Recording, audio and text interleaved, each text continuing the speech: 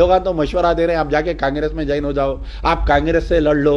कांग्रेस का ये हाल है फिलहाल, इतना ओवर कॉन्फिडेंस में जा रहे हैं वो लोग, इतना ओवर कॉन्फिडेंस में जा रहे हैं। पार्लियामेंट में रेवंत रेड्डी साहब स्पीच में बोले कि तेलंगाना की वो सरजमीन है जो आरएसएस के लीडर पैदा हुए सो सरजमीन है। ये कुछ भी बोले तो शब्बीर अली बोल रहे हैं, मुस्लिम तंजीम से बात करने राजी नहीं है भाई। रेवंत रेड्डी तो कोई मुसलमान तंजीम से, कोई मुसलमान लीडरों से मिलने के लिए राजी नहीं है। तो कांग्रेस ये और कॉन्फिडेंस में है, झक मराते मुसलमान हमारे को ओढ़ देते ये, और हमारे मुसलमानों को हाल चढ़ रहा, कांग्रेस कांग्रेस कांग्रेस हाल चढ़ रहा। सोनिया गांधी जो है यहाँ पर आए थे रिसेंटली, जो एआईसीसी सेशन हुआ था, यहाँ मीटिंग हुई, स्टेज पे जाने का पास नहीं दिया दोनों को।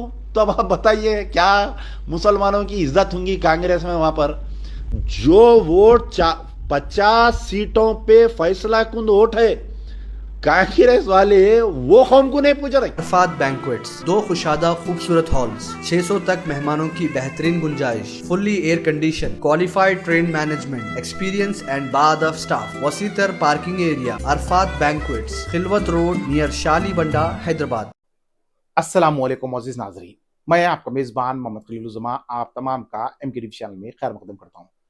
अमजदुल्ला खान का हैदराबाद पार्लियामेंट से इलेक्शन लड़ने का ऐलान आया, उसके बाद सोशल मीडिया में मुख्तलिफ खबरें गश्त की, मगर आज जिस तरीके से अखबारों में एक खबर आई, इंडिया अलायंस से अमजदुल्ला खान हैदराबाद पार्लियामेंट से इलेक्शन लड़ेंगे।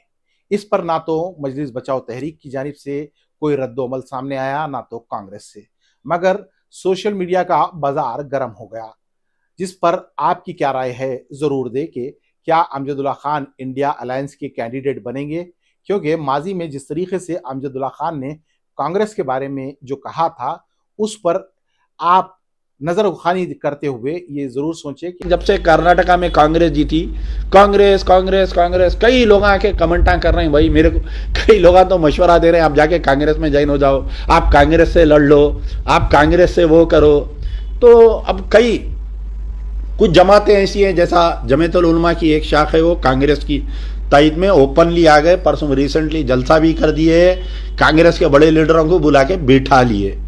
फिर आपके कुछ और कांग्रेस का ये हाल है फिलहाल, इतना ओवर कॉन्फिडेंस में जा रहे हैं वो लोग, इतना ओवर कॉन्फिडेंस में जा रहे हैं, मेरे को बाज़-ओ-ख़त शर्म आ रही। कई हमारे लोग जाके कांग्रेस के लीडरों से मिलना चाह रहे हैं, हम आपकी तायद करते साहब बोल के, कुछ तंजीमों के लोग जा रहे हैं, मैं नाम नहीं बोल रहा हूँ, मैं डेली वॉच कर रहा हूँ कांग्रेस के गांधी भवन को और उनको। तो रेवंत रेड्डी तो कोई मुसलमान तंजीम से, कोई मुसलमान लीडरों से मिलने के लिए राजी नहीं है। उनके जो एआईसीसी इंचार्ज है मनीकियम ठाकरे साहब, उनको कोई सब्जेक्ट मालूम नहीं, खाली बेचारे बैठे हुए हैं उन्होंने। तो कांग्रेस ये और कॉन्फिडेंस में है, झक मराते मुसलमान हमारे को ओढ़ देते, हमारे को बात करने की जरूरत नहीं है, हमारे को कोई वो करने की जरूरत नहीं है। कुछ भी बोले तो शब्बीर अली बोल रहे हैं। ये शब्बीर अली प्राउडी हो गए, इतना प्राउडी हो गए लोग।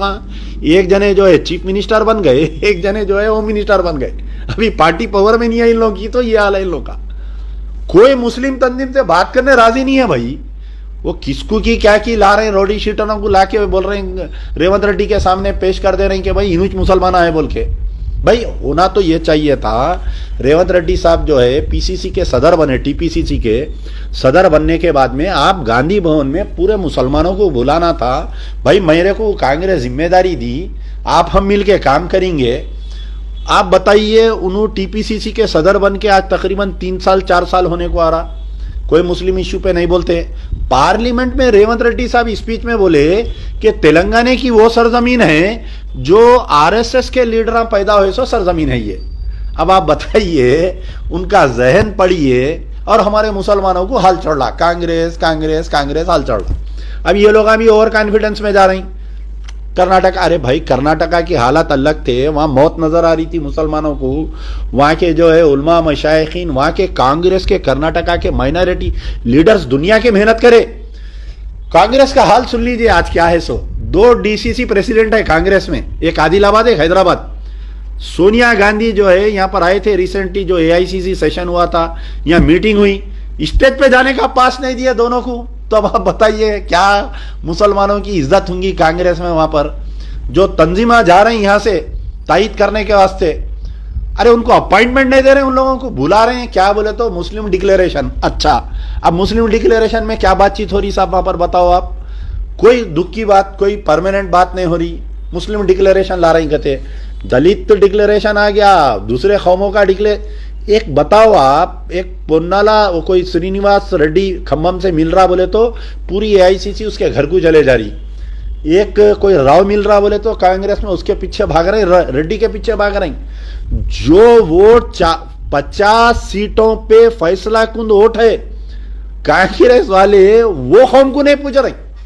एक कर्नाटका से एक बिचारों को यहां पर इंचार्ज बनाए, उन्होंने तो इतना बिचारों को प्राउड आ गया उनको, जैसा कि उन्हीं चीफ मिनिस्टर बन गए अब यानी।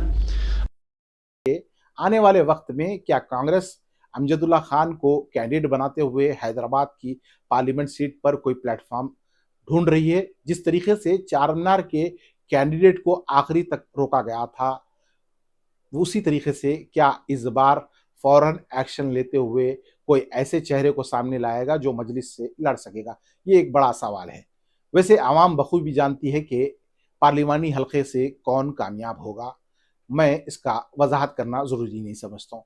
उसके साथ साथ मजलिस इत्तेहादुल मुस्लिमीन के चंद लीडरान और चंद ऐसे लोगों की तरफ से आवाम और ख़ास तौर पे गरीब आवाम नाराज़ है, जिससे सदर मजलिस बैरिस्टर असदुद्दीन अवैसी भी वाकिफ़ है और शायद उन्होंने इसका नोट लिया है। आने वाले वक्त में कई सारे तब्दीलियाँ आ सकते हैं, मगर जिस तरीके का ये इलेक्शन होगा, शायद ये तारीखी इलेक्शन जिस तरीके से जाहिद अली खान ने लड़ा था उसी तरीके का होगा। अब देखना यह है कि अमजदुल्ला खान ने सिर्फ जमा खर्ची बातें की थी, क्या ये वाकई हैदराबाद पार्लियामेंट इलेक्शन लड़ेंगे या बस जमा खर्ची रहेगी? वाज़ेह रहे कि अमजदुल्ला खान चंचलगुड़े में रहते हैं, मगर उन्होंने आज तक कभी मलकपेट हलके से नॉमिनेशन नहीं डाला, ना तो मलकपेट हलके में किसी किस्म की कार्रवाई करने की कोशिश की।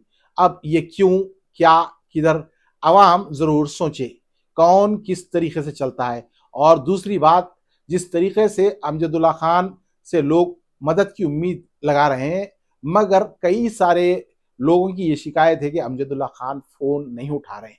अमजदुल्ला खान सिर्फ और सिर्फ उनके जानने वालों के फ़ोन उठा रहे हैं। तो मैं ये खबर के ज़रिए आप तक ये पैगाम देना चाहूँगा, अमजदुल्ला खान साहब, आप जिस तरीके से आवाम की नुमाइंदगी के दावे कर रहे हैं, ज़रूर आप आवाम के फ़ोन उठाइए, क्योंकि आवाम को उम्मीद है कि आप उनके लिए कुछ करेंगे। नाज़रीन, अगर आपको मेरी वीडियो पसंद आई तो ज़रूर सब्सक्राइब करें। आपने समंदर तो देखा ही होगा, क्या कभी समुंदर के अंदर जाकर देखा है? तो चलिए देखते हैं जमीन पर समंदर जैसा नजारा। नामपल्ली एग्जीबिशन में पहली बार दुबई, सिंगापुर जैसा आलीशान अंडर वाटर फिश टनल, दुनिया भर के 100 से ज्यादा किस्म के इम्पोर्टेड फिश जैसे alligator, shovel nose, catfish, pirate fish, piranha, electric fish और भी कई किस्म के फिश जो आपने कभी नहीं देखा होगा। अपने फ्रेंड्स और फैमिली के साथ चले आए और इस बेहतरीन नजारे का मजा लें। Under water fish tunnel at Nampalli Exhibition, opposite Pista House.